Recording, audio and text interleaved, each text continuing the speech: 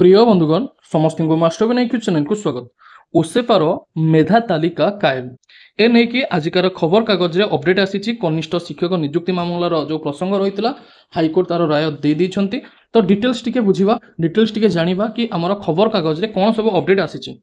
बंधुगण सर्वप्रथमे आम नजर पकेबा पेपर उपरे कोन लिखा जाइछि।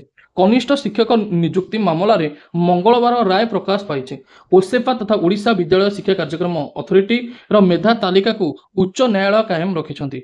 जणिकिया विचारपति राय को संशोधन करी मुख्य विचारपति चक्रधारी शरण सिंह और विचारपति एमएस रमण को खंडपीठ मेधा तालिका सह आवेदनकारी को योग्यता भित्तिरे नियुक्ति देवाक निर्देश देइछंती।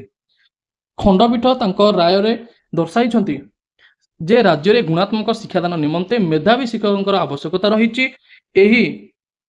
परिप्रेक्षी रे अदालत मेरिट सह प्रिफरेंस को मध्य गुरुत्व प्रदान करी उपरोक्त आदेश देइछंती।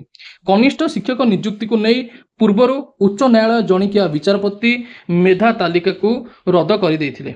यह विरोध करी राज्य सरकार एवं चाकरी वंचित होइतिबा केतेक प्रार्थी उच्च न्यायालय रे रिट अपील करथिले। एही मामला रे शुणाणी शेष करी उच्च न्यायालय राय संरक्षित करथिले। आज उच्च न्यायालय राय आसवा पर चाकरी अपेक्षा बहु आशा आश्वस्त होती।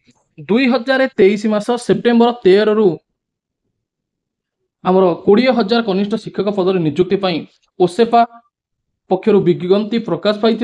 नियुक्ति विभिन्न परीक्षा शेष होगा पर गत जनवरी 20 और 21 तारिख 2 दिन सर्टिफिकेट जांच लगी दिन धार्य होता। नियुक्ति प्रक्रिया व्यापक जालियाती होता नहीं अभियोग। बंधुगण तापर अवशिष्ट पृष्ठा रही 4।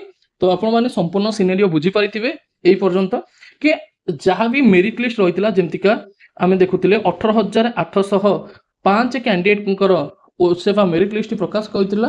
तो यही कैंडिडेट मानकु सर्वप्रथमे प्राधान्य दिया जिवो एवं जेतेबेले आमर पोस्ट रही जाउछि पाखापाखि 1195 पोस्ट बळका रही जिवो 20,000 रु।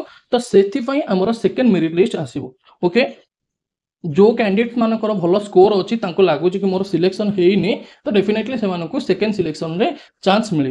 ओके आपण मैंने वीडियो टी को शेयर करनी मास्टर बेना आईक्यू टेलीग्राम चैनल जदि एबे ही जॉइन करना तो जॉइन करनी कहीं समस्त प्रकार इनफॉरमेशन प्रोवाइड करा जाउची। आपण समस्त इनफॉरमेशन एथिरे पाई परिबे। वीडियो डिस्क्रिप्शन बॉक्स रे लिंक अच्छी कि डायरेक्टली टेलीग्राम को जाइए मास्टर बेना आईक्यू सर्च करदेवे। आपण इनफॉरमेशन अपडेट सब किछि पाई परिबे। जय हिंद जय जगन्नाथ।